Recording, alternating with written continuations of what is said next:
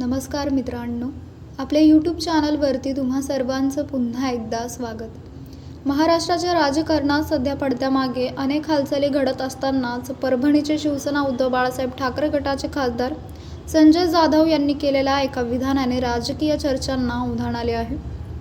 मी आज तुमच्यासोबत आहे पण उद्याचे सांगता येणार नाही असे सूचक वक्तव्य करत त्यांनी आपल्या पुढील भूमिकेबाबत सस्पेन्स कायम ठेवला आहे। त्यांच्या या विधानामुळे ते शिंदे गटात जाणार असल्याच्या चर्चांना आता अधिक बळ मिळाले आहे।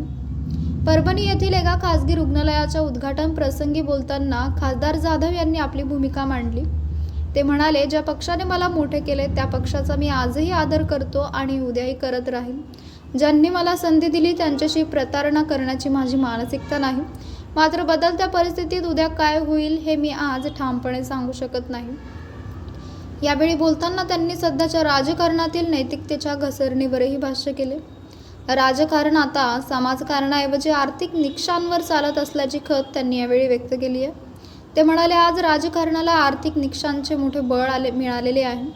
दुर्दैवाने मतदारालाही आता आपल्याला किती नगदी मिळते यात रस वाटू लागला आहे। मतदानाच्या दिवशी मोठ्या घरातील लोकही माझ्या घरात 7 मते आहेत याची जाणीव करून देत पैशाची अपेक्षा व्यक्त करतात। हा अनुभव आम्ही घेतला आहे।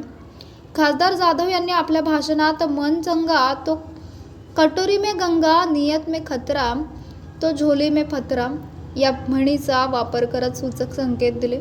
आम्ही राजकारणात अनेक चढ उतार पाहिले आहेत। योग्य वेळ येईल तेव्हा आमचा निर्णय घेऊ असेही त्यांनी यावेळी स्पष्ट केले।